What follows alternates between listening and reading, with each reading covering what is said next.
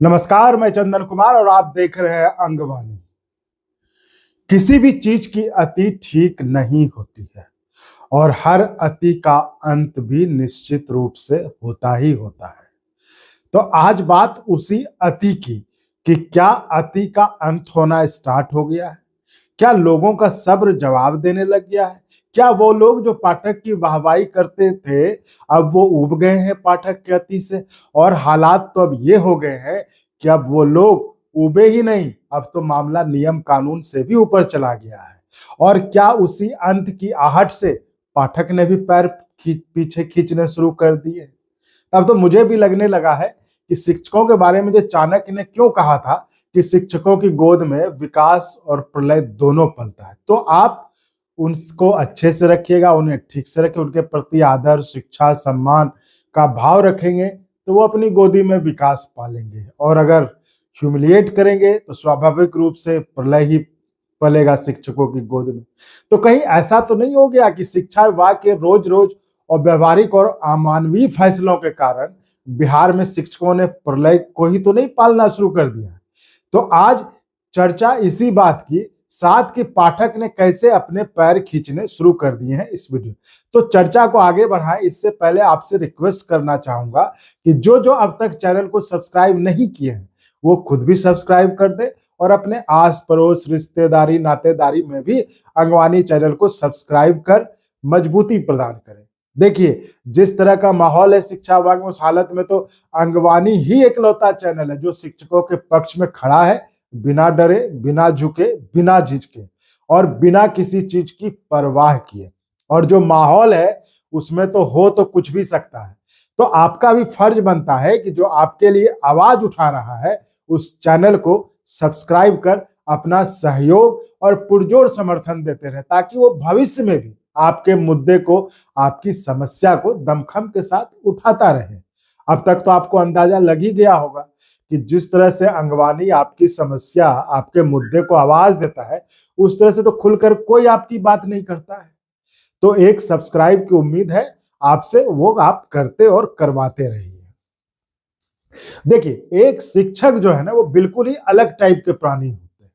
आपकी सोच से, आपकी समझ से एकदम परे होते हैं। अंदर से एकदम कोमल हृदय और धैर्य का तो पूछिए मत।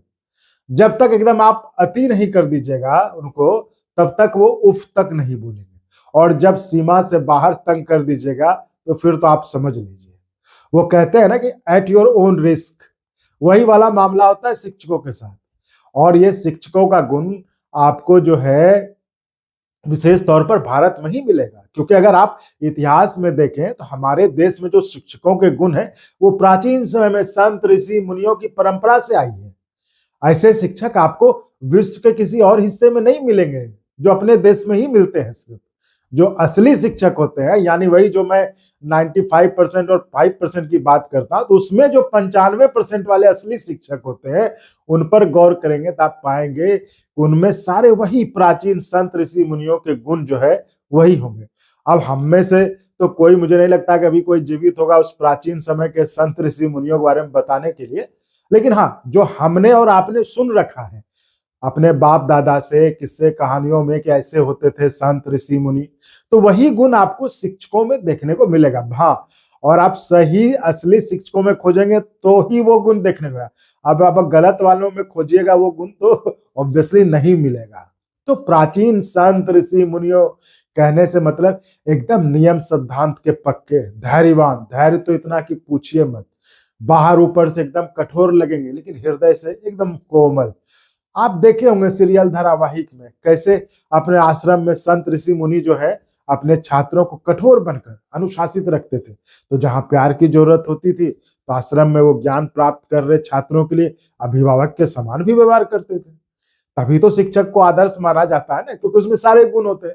और शायद इसलिए ही चाणक्य ने भी शिक्षकों के बारे में कहा था कि एक शिक्षक की गोद में विकास और प्रलय दोनों पलता है। तो आइए आते हैं मुद्दे पर। दो लेटर आज दोपहर से वायरल है, जिसकी पुष्टि मैं या अंगवानी चैनल तो नहीं करता है, लेकिन दोनों लेटर का मजमून ये है और वो साफ साफ इशारा इस बात का कर रहा है कि बिहार के शिक्षकों ने अपने गोदी में प्रलय पालना शुरू कर दिया है। एक लेटर के अनुसार तो शिक्षा विभाग के अपर सचिव के पाठक के खिलाफ मुजफ्फरपुर के मुख्य न्यायिक दंडाधिकारी के न्यायालय में परिवाद दाखिल किया गया है। परिवाद दाखिल करने वाले का नाम सुशील कुमार सिंह है, जो पेशे से वकील हैं। परिवाद के अनुसार राज्य में भयंकर शीतलहर के बावजूद अमानवीय तरीके से बिहार के सरकारी स्कूलों को खुला रखा गया है, जहां अधिकांश गरीब और निर्धन के बच्चे पढ़ने आते हैं, जिनके पास ना तो पैरों में जूते होते हैं और ना ही गर्म ऊनी कपड़े। तो इस हालात में बच्चों की जान की परवाह किए बगैर स्कूलों को खुला रखा गया, जिसके कारण कई जगहों से बच्चों और शिक्षकों के बीमार होने की खबर आ रही है। तो इस परिवाद में मुजफ्फरपुर के एक स्कूली बच्चे के मृत्यु ठंड के कारण होने को भी जिम्मेदार बताया गया है। तो देखिए, अब जो भी इस परिवाद में कहा गया है वो बिल्कुल वही बात है जो हमने आपको कल वीडियो में दिखाया था कि सरकारी स्कूलों में कैसे बच्चे जो नंगे पांव बिना गर्म ऊनी कपड़े के स्कूल आते पढ़ने, ना आए तो नाम काटने का डर। पढ़ना तो वो बच्चे भी चाहते हैं, तभी तो इतनी ठंड में वो नंगे पैर बिना पूरे कपड़ों के स्कूल आते हैं कि कहीं नाम न कट जाए, क्योंकि एक बार नाम कट गया तो फिर से नाम लिखाना एक अलग ही जटिल प्रक्रिया। सरकारी विभाग का कार्यकलाप तो आप समझ ही सकते हैं। अब जो नियम है अभी, उसके अनुसार अगर आपका एक बार नाम कट गया तो आपको कोर्ट से एफिडेविट करके लाना होगा, तभी नाम फिर से लिखा जाएगा। सोचिए, जिन बच्चों को पैर में जूते और शरीर पर ठंड से बचने के लिए गर्म ऊनी कपड़े नहीं हो, तो आप क्या सोचते हैं कि वो या उनके माँ बाप कोर्ट जाएंगे एफिडेविट बनाने के लिए? तो वही जो मैं कह रहा था ना कि पढ़ना तो वो गरीब निर्धन के बच्चे भी खूब चाहते हैं, नहीं तो वो इतने कड़ाके की ठंड में नंगे पांव बिना गर्म ऊनी कपड़े के स्कूल क्यों आएंगे? इसलिए उन्हें पता है कि उनका घर जो है एक और परिवार जो गरीब है, एक बार नाम कट गया तो उनके माँ बाप जिनके पास ऐसे ही पैसा नहीं रहता है, तो वो कहाँ से कोर्ट में वकील साहब से एफिडेविट बनवा के लाएंगे? बहुत केस में तो नाम कटने के बाद बच्चा स्कूल जा ही नहीं पाता इस कारण से। तो उन गरीब निर्धन के बच्चों को जो इस ठंडी में भी स्कूल आ रहे हैं बिना जूते मतलब और गर्म ऊनी कपड़ों के, तो उन्हें बचा लेना चाहिए सरकार को। उन्हें टॉर्चर मत कीजिए। गरीब और निर्धन के बच्चे तो ऑलरेडी ऊपर वालों के हाथे अपनी स्थिति को लेकर टॉर्चर फील करते हैं, और अब आप लोग भी ठंडी में उनके बच्चों को नंगे पांव जो है बिना गर्म ऊनी कपड़े के स्कूल बुलाते हैं। आप सोचिए, जरा इमेजिन करिए, किस माँ बाप को अच्छा लगता होगा कि उनका बच्चा इस ठंड में उनकी गरीबी के कारण ऐसी हालत में स्कूल जाने को मजबूर है? क्या गुजरता होगा, क्या बीतता होगा उन गरीब और निर्धन माँ बाप के कलेजे पर, जब वो अपने बच्चों को नंगे पांव और बिना गर्म कपड़े के ठंडी में स्कूल जाने देते होंगे। अपने को ही तो कोसते होंगे, खुद को ही तो कोस, अपनी गरीबी का ही कोई तो सोचते होंगे। इसके सिवा और वो कर ही क्या पाते? वो गरीब और निर्धन बच्चों के माँ बाप, उस पर से शिक्षा विभाग का ये सितम। हाँ, तो एक शिक्षा मंत्री भी कुछ नहीं बोल रहे। खैर चलिए, अभी तो वो आए हैं, देखते हैं कुछ करते हैं या नहीं आगे।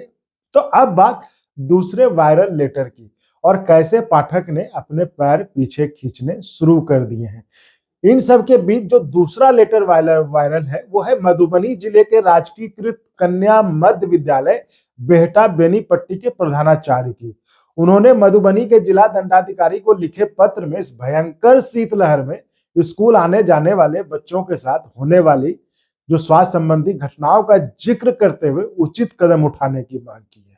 लेटर में मधुबनी जिले के राजकीयकृत कन्या मध्य विद्यालय बेहटा बेनीपट्टी के प्रधानाध्यापक ने यह भी लिखा है, अभी जिस तरह से राज्य के अन्य हिस्सों में बच्चों के साथ जिस तरह की घटनाएं घटित हो रही हैं ठंडी में, उस स्थिति में बिना उचित सुविधा के स्कूल चलाना तो मुश्किल है ही, लेकिन अगर कोई घटना किसी बच्चे के साथ स्कूल में घट जाती है तो ग्रामीणों के गुस्से का शिकार स्कूली शिक्षकों को ही होना पड़ता है, जिसकी कोई सुध नहीं लेता है।